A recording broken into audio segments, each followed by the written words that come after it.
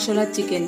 আর বানাতে যা লাগবে 250 চিকেন টুকরো করে, মেথি হাফ চামচ, তেজপাতা 2টো, লঙ্কা বাটা 1 চামচ, জিরে আর ধনে বাটা 1 চামচ করে 2 চামচ, 1 চামচ রসুন বাটা আর 1 চামচ আদা বাটা।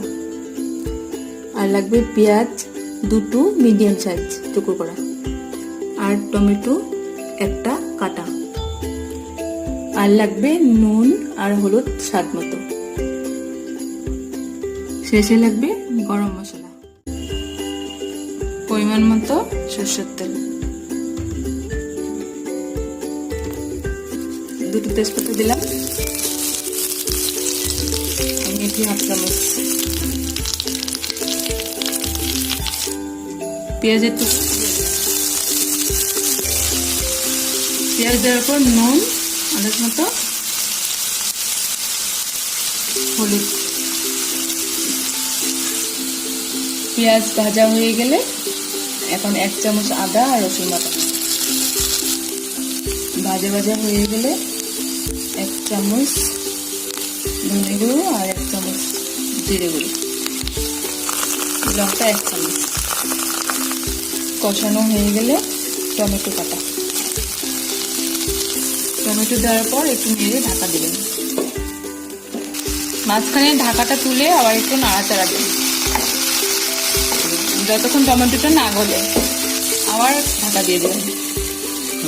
2 মিনিট পর ঢাকা তুলে মাংসটা ঢেলে দেবেন।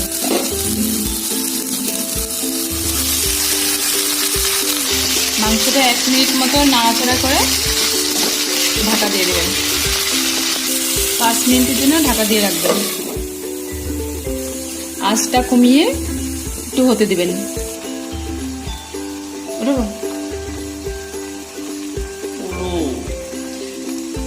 ঢাকাটা তুলতেছি এখন, কিন্তু ওই মাঝখানে একটু নাড়া দিয়ে নিয়েছিলাম যাতে নিচে লেগে না যায়। তেল বেরিয়ে এলে 1 বাটি মতো জল দিয়ে দেবেন। জলটা দেওয়ার পর ফুটে উঠলে ঢাকা দিয়ে রাখবেন 5 মিনিটের জন্য। এই টাইমে একটু ঢাকাটা তুলে নুনটা দেখে নেবেন। আমার নুনটা ঠিক আছে, আপনাদের যদি মনে হয় যে লাগবে আর একটু, আপনারা দিয়ে নেবেন। আমার রান্না প্রায় হয়ে এসছে। গরম মশলা দিয়ে দিচ্ছি। গরম মশলা দেওয়ার পর একটু নাড়াচাড়া দিয়ে ঢাকা দিব। ঢাকা দিয়ে অফ করে দিব। 2 সেকেন্ড পর অফ করে দিলাম। আমি কাঁচা পেঁয়াজ আর কাঁচা লঙ্কা দিয়ে সার্ভ করলাম। এই রান্নাটি ভালো লাগলে লাইক করবেন, শেয়ার করবেন, চ্যানেলটি সাবস্ক্রাইব করবেন। ভিডিওটি দেখার জন্য ধন্যবাদ।